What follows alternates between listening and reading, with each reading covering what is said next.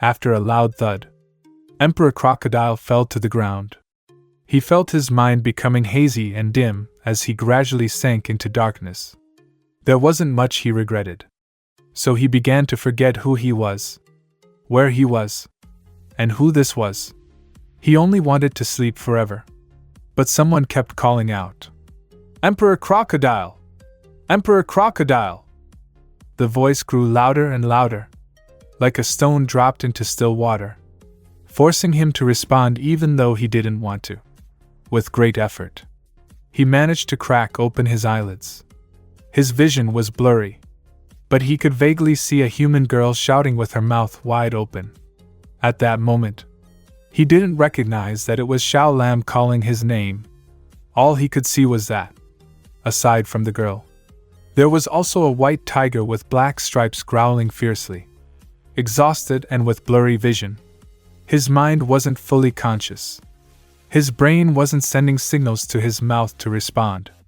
Seeing this, Xiao Lam grew even more anxious. She raised her voice and moved closer so that he could see her more clearly, shouting, "Emperor Crocodile!" When that didn't work, she switched to calling, "Old Fourth! Old Fourth! Wake up!"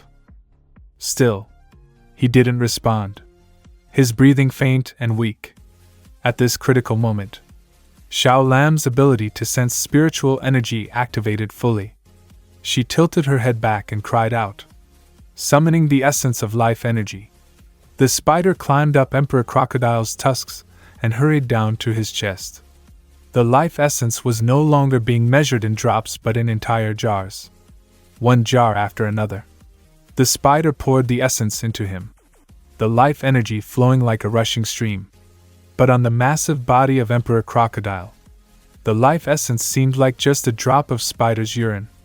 The group anxiously waited, comparing the size of the tiger to Emperor Crocodile, realizing just how enormous he truly was. All the life essence poured into him only managed to open his eyelids a little wider. A faint glimmer appeared in his eyes, but his gaze remained blank, and he didn't wake up. Emperor Crocodile's colossal size made the life essence insufficient. Xiao Lam was frantic. Initially, she had brought a significant amount, more than enough to save a group of 10 exotic beasts. But no one had anticipated that Emperor Crocodile could sustain injuries this severe. This life-or-death situation left them with no choice but to give it their all.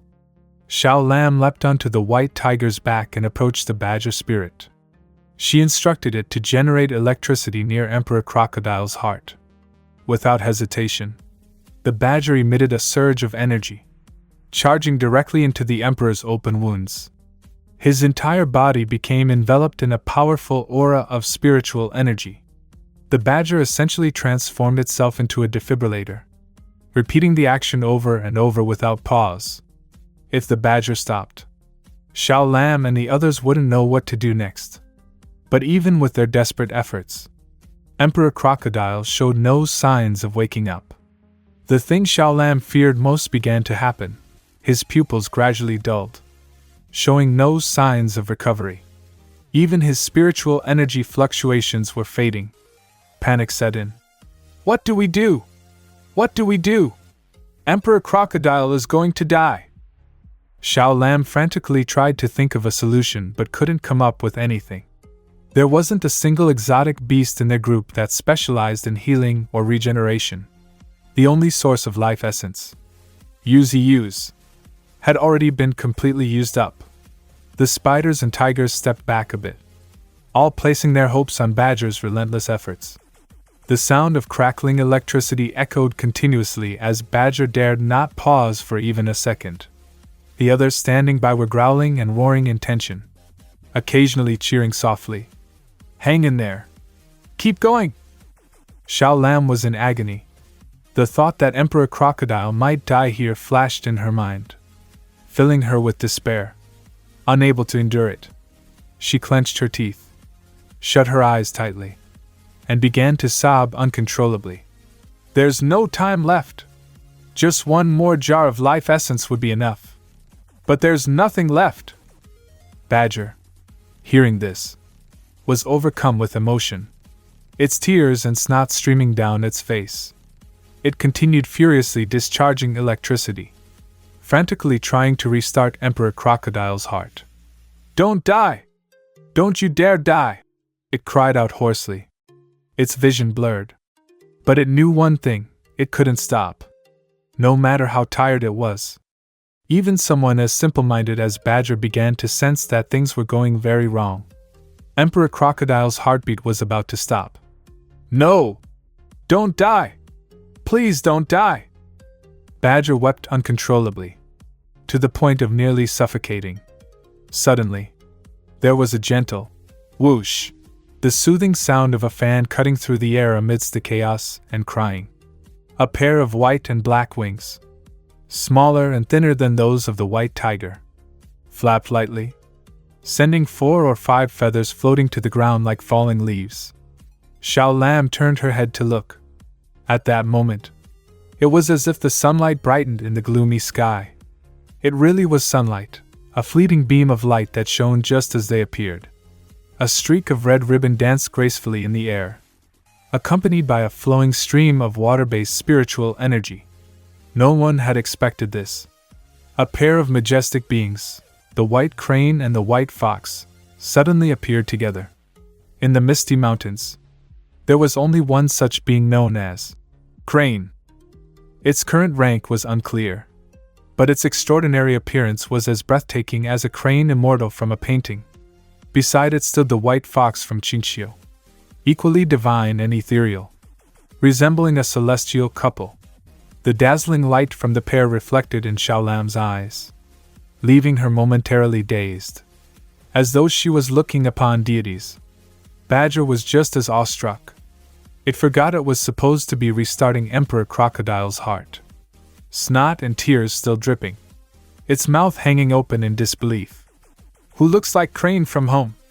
Why does he seem so lofty?" Badger thought, noticing the elegant crest on Crane's head, which seemed to burn with a fiery brilliance.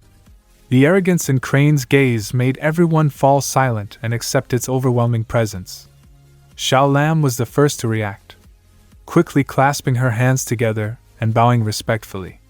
"Greetings! It's been a long time, hasn't it?" Crane didn't respond. Instead, the small black object dangling from its leg spoke up. It was the wine immortal. The familiar little figure with a cheerful face and a massive wine jar strapped to its back chimed in gleefully. But as soon as Xiao Lam saw its ridiculous expression, the sense of divine majesty instantly evaporated. Xiao Lam's expression clearly showed her disdain. Before she could say anything, the wine immortal had already leaped onto Emperor Crocodile's exposed underbelly near the open wound.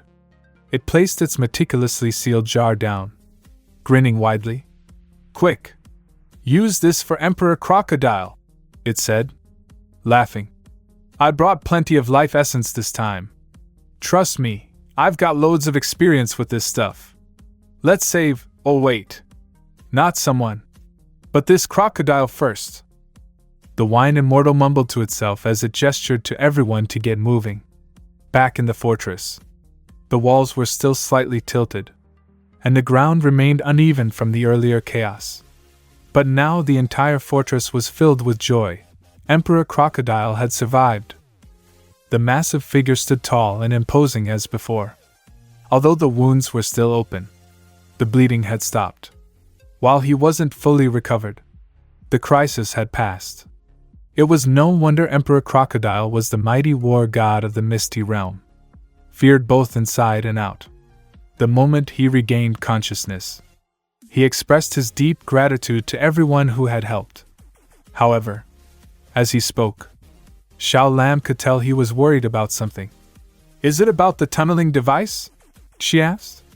"They want to use this technology to reach Earth, don't they?" Emperor Crocodile nodded. "Yes. The tunneling device would significantly shorten the travel time for them. The distance between the continents is vast. Traveling to Earth would take a month at least. For an invading army, it would take even longer. That's why they must get their hands on this technology." He paused, his expression growing darker. There's more to worry about. If they figure out how to operate the tunneling device, they might also learn how to control other devices. That could prevent the Misty Realm army from returning. Earth's main forces are already here. If they manage to block us, they'll succeed in taking over. That's something we'll discuss with the scientists, Emperor Crocodile added. He didn't forget to thank the panda, who had been waiting with folded arms, eager to be acknowledged. Old Nineth. Thank you, Emperor Crocodile said. Old Nineth had been waiting for that. The moment he heard it, he laughed heartily. Ha ha ha! Without me, you'd all be doomed. He said it as if he could fly or do anything miraculous. But the truth was far less impressive. If you recall the earlier events, this panda couldn't fly at all. He usually traveled by riding on others, complaining loudly about how exhausting it was whenever the journey got too long.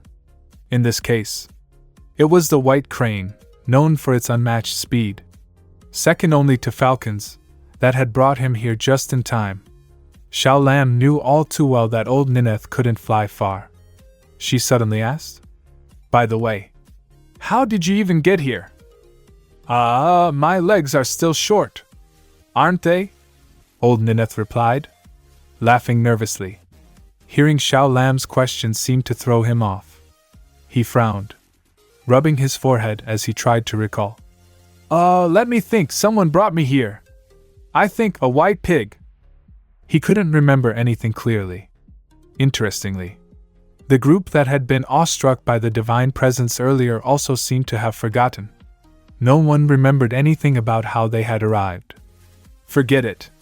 It's not a big deal," Xiao Lam said, laughing along with the others. What they didn't know was that behind a nearby house, White Crane was silently shedding tears. That white pig was, in fact, the White Crane itself. But its reserved, introverted nature meant that even when upset, it stayed quiet. It was well acquainted with their cluelessness, knowing they'd never recall its efforts. If it were angry, one peck on their heads would make them remember forever. Xiao Lam glanced around, feeling something was off. "Where's Badger and the Wild Boar?" she asked. Some members of the Wild Boar clan were present, but the one responsible for restarting Emperor Crocodile's heart was nowhere to be seen. Even when they had the white fox fly up to look, there was no sign of them. She turned to the Wine Immortal, but its head was already lost in a haze. "Have you seen anyone else?" "Nope. Haven't seen a thing this whole time," the Wine Immortal replied, looking utterly confused. Golden Monkey hadn't shown up either. Normally, they acted together, so their absence felt strange. Now that you mention it, everyone. Wasn't it the Golden Monkey who first detected the strange spiritual energy when the gods of creation and destruction stepped onto the borders of Fortress? It had already darted off long before the battle began. But where exactly did it go? Far, far away from the fortress, a mutant entity suddenly shuddered. Its third eye opened wide, staring intently in the direction of Fortress. Noticing its peculiar reaction, the ancient life tree asked, "What's wrong, my lord?" After pondering briefly, the being responded tersely, "N is dead. Their spiritual energy has completely dissipated. The god of destruction has been destroyed by another force." The ancient life tree was taken aback, startled by the revelation. Meanwhile, the demon Sigma, for some unknown reason, had halted its advance. It ran out of Fortress without encountering any obstacles but soon found itself slowing down. Unlike its more powerful allies, Sigma didn't possess as much stamina. Before long, it had to stop to rest. Panting heavily, it sat beside the massive portal it had been carrying, a gateway to another realm. Blood dripped from its hands, a result of the injuries it sustained during the battle.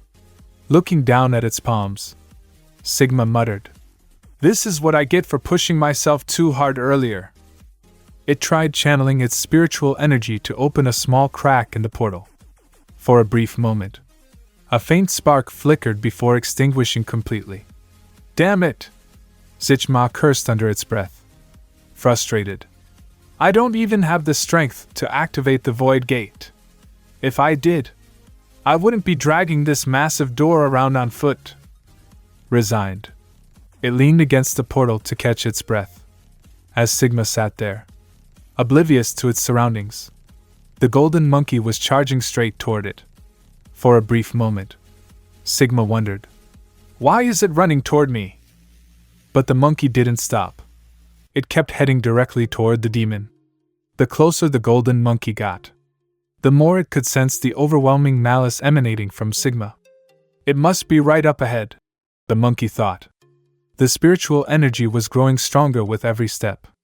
This was no ordinary foe, it was an immensely powerful opponent. Despite the mounting pressure, the golden monkey didn't slow down. It only hesitated momentarily when it sensed two familiar auras trailing behind it. Turning slightly, it confirmed that they belonged to Badger and the wild boar. The duo had caught up with the monkey. Badger spotted the monkey perched on a tree and shouted, "Brother!" But the golden monkey didn't respond. Without a word, it leaped from the branch, swinging its staff with immense force. The blow landed squarely on Badger's stomach, knocking the wind out of him and leaving him gasping in pain. The wild boar, having narrowly avoided the strike, stood frozen in shock. It couldn't believe what it had just witnessed, one friend attacking another. It stared at the scene, utterly baffled, unable to comprehend what was happening.